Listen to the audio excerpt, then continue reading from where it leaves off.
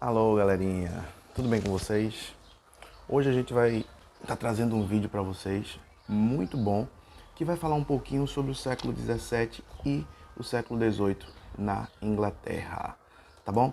Se você ainda não é inscrito no canal, não se esqueça de dar essa moralzinha pra gente, beleza? O canal vai estar aí escrito na descrição e é muito importante para que a gente possa continuar. Outro detalhe importante, tá? Seguimos aí na quarentena, como você já sabe, fique em casa, isso é muito importante, mas nós vamos continuar fazendo aqui vídeos para que esse nosso período de ociosidade, o nosso ócio, continue a ser um ócio produtivo, beleza? Separei algumas dicas aqui fundamentais para que vocês entendam a Revolução Industrial. Mas a gente não tem como falar sobre a Revolução Industrial se a gente não falar um pouquinho do século XVII, né, e os vários acontecimentos que ocorreram na Inglaterra. Separei para vocês alguns tópicos que são importantíssimos para a gente entender, tá, essa revolução industrial. Então, partindo do século XVII, nós vamos ter ali várias conurbações, vários conflitos ideológicos, políticos, né? Vários conflitos religiosos também. Mas o que é que a gente pode ter como certeza? O conflito, ou todos os conflitos que se deram na Inglaterra do século XVII, tinham o mesmo propósito. Quem vai ficar no poder? Quem vai mandar? O rei? Lógico, sempre se apropriando do absolutismo monárquico, sempre se apropriando do direito divino dos reis, né? Direito divino esse que dizia que Deus teria mandado essa pessoa para administrar tal nação. E, numa crescente, os gentes ou os burgueses, né? Aqueles que vão compor com o decorrer do tempo, na sua maioria, o parlamento. Então, de um lado eu tenho a realeza, o rei, e do outro eu tenho esse parlamento.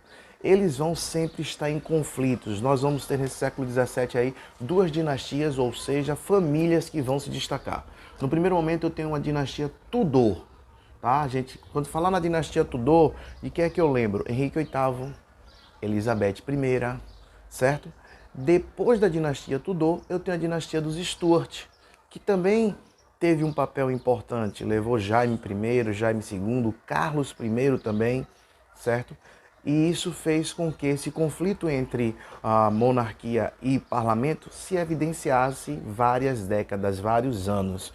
Uma figura também que a gente não pode deixar de frisar é a figura de Oliver Cromwell, por dois motivos. Primeiro, porque ele estabeleceu os atos de navegação. A partir daquele momento, a marinha deixa de ser secundarista, vamos dizer assim. Na verdade, nesse momento, a maior marinha do mundo é a holandesa. E a Inglaterra ganha esse conflito aí, né, dentro dos mares, e passa a ser a maior marinha do mundo, até porque esse imposto, esses atos de navegação, foi um imposto que tinha como objetivo o investimento maciço nessa marinha.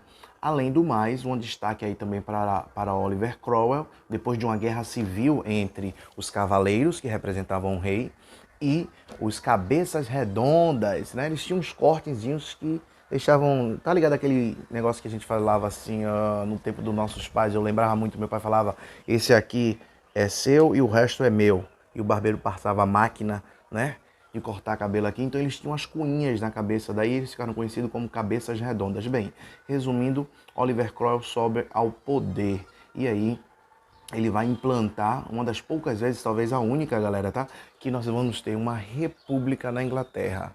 Bem, como você pode ver, há um conflito muito grande aí, religioso, né? Ora a gente tem um católico no poder, ora a gente tem um anglicano no poder, ora a gente tem um puritano, que na verdade na Inglaterra vai ser chamado de calvinista, é o caso de Oliver Cromwell, tá?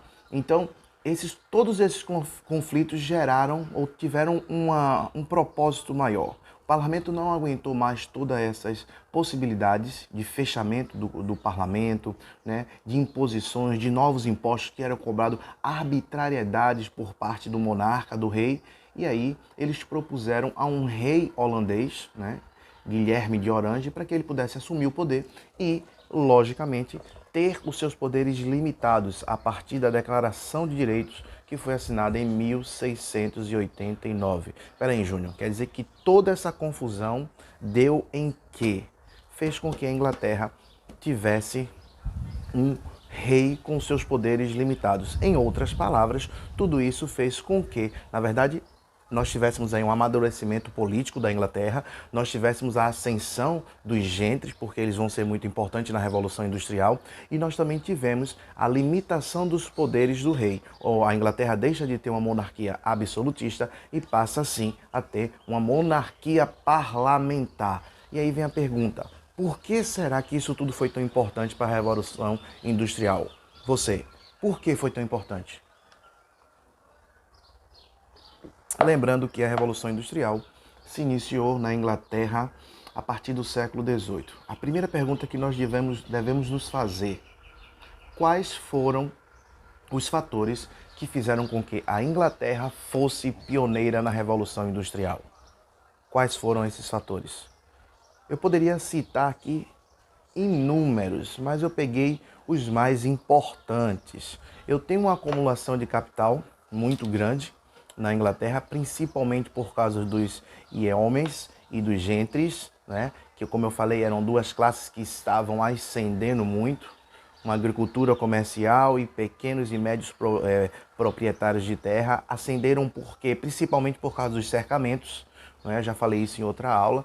Eles começaram a cercar os territórios e começaram a criar ovelhas. Essas ovelhas dão origem à lã e a lã vai ser a matéria-prima para a indústria têxtil, certo? Outra coisa importante é a modernização da agricultura, que fez com que, a Inglaterra tivesse uma ascensão na produtividade de alimentos. Outra coisa importante é a farta e muito barata mão de obra. Por que isso aconteceu no século XVIII na Inglaterra? Facinho. Acabei de falar sobre os enclosures, ou seja, os cercamentos. Negão, não tem para onde correr. Vê só, vamos lá. Eu tenho um terreno que até então não é cercado, tá? Nesse terreno cria-se alguns animais, algumas ovelhas, tal, isso, aquilo. Só que a partir do momento que eu começo a cercar, eu começo a tirar essas pessoas que moravam aqui dentro, essas pessoas começam a migrar. Vão migrar para onde, Júnior? Vão migrar para a cidade. Aí é o que a gente destaca, a questão do êxodo rural. Tá? As pessoas começam a migrar para as cidades porque a cidade começa a ter esse mito que vai absorver todas as pessoas por causa da Revolução Industrial, por causa do surgimento das primeiras fábricas. Então, nós vamos ter uma mão de obra farta e nós vamos ter uma mão de obra barata. Outro detalhe importante: a Inglaterra, ela tinha uma grande reserva de carvão mineral e ferro, tá? Lembrar que as primeiras máquinas da Revolução Industrial, elas começaram a se movimentar através do vapor. Como é que eu vou fazer esse vapor? Queimando carvão. Então eu preciso de carvão. O ferro era necessário para construir as máquinas. Então, por ter uma grande reserva de carvão mineral e também de ferro, a Inglaterra foi pioneira. Um fato importante também, que eu acabei de falar, dentro dos conflitos do século XVII, o crescimento do puritanismo. O puritanismo não condenava, tá, a questão do trabalho. Muito pelo contrário, ele dizia que o trabalho era um objeto, para que você pudesse crescer, ascender socialmente. Lembrando ainda assim que no século XVIII, uma figura do iluminismo chamado Adam Smith também vai defender essa mesma ideia, que o trabalho vai fazer com que você tenha uma ascensão social. Então a burguesia inglesa vai partir desses princípios ideológicos para poder ser pioneira na Revolução Industrial. E por fim, não muito obstante, nós precisamos também destacar a questão da centralização política, que na Inglaterra foi consolidada a partir do momento que nós deixamos de ter uma monarquia absolutista para ter uma monarquia constitucional. Lembrar também que na Revolução Industrial, sempre que a gente fala em Revolução Industrial, a gente pensa em máquinas, a gente pensa em robótica, a gente pensa em coisa de última geração. Não, nós estamos falando da Inglaterra do século XVIII. Então o que é que acontece? Nós precisamos perceber que essa Revolução Industrial se deu na indústria têxtil. Então era importante, tá? A questão dos cercamentos, a questão das ovelhas. Lembrar que no primeiro momento essa produção de tecido foi com lã, mas logo em seguida nós temos aí o aumento da produtividade do algodão e aí começa-se a produzir tecido em algodão. Destaque aí para uma das primeiras máquinas que vai se utilizar exatamente do vapor para produzir, uma máquina de James Watt, de 1865, o auge, o início da Revolução Industrial, beleza? Só que a gente precisa também lembrar que essa Revolução Industrial vai trazer à tona aí duas classes antagônicas. De um lado eu tenho os donos dos meios de produção, que vão ser chamados de burgueses, a burguesia, e do outro lado eu tenho o proletariado, que a única coisa que sobrou foi vender a sua mão de obra. Duas classes antagônicas, duas classes distintas que vão estar nas duas pontas desse processo de produção. Onde eu quero chegar? Já finalzinho do século XVIII, né? Início do século XIX, nós temos as primeiras movimentações, né, contra as imposições da burguesia industrial. Na verdade, a forma que os trabalhadores viviam, trabalhavam muito, ganhavam pouco, né, sem preocupação nenhuma com os ambientes que eram trabalhados. Então surgem aí três movimentos que são consideravelmente importantes, ou seja, os primeiros movimentos trabalhistas, né, que se iniciaram na Revolução Industrial.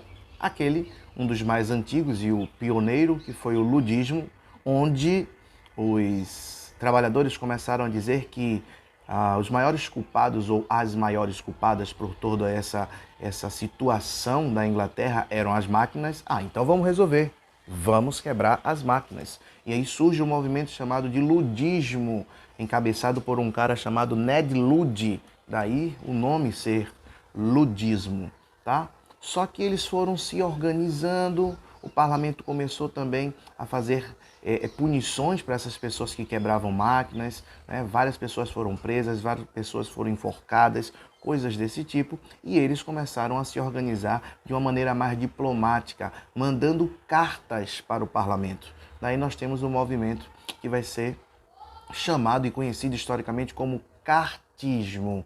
O cartismo já é o início de um movimento mais organizado, né, com mais intelectuais se envolvendo na causa dos trabalhadores, que vão mandar várias cartas para o parlamento, conhecidas como Cartas do Povo, daí o cartismo. E, consequentemente, o último que eu vou trazer para vocês hoje, enfatizando já os movimentos trabalhistas que iniciaram-se nessa Inglaterra entre o século XVIII e o século XIX, eu tenho a formação das primeiras associações trabalhistas, os trade unions, ou seja, os sindicatos que vão começar a lutar cada um por seus grupos, né, de trabalhadores, certo? A formação dos primeiros sindicatos. Logicamente, o objetivo aqui é só você revisar um pouquinho assuntos que foram já debatidos, que foram já trabalhados entre o século XVII e o século XVIII na Inglaterra. Se você gostou dessas dicas, deixa aí a curtidinha, faz algum comentário, ativa as notificações. Se você ainda não é inscrito, não se esquece de se inscrever no nosso canal. Beleza, galera? Valeu e até o próximo vídeo. Fui!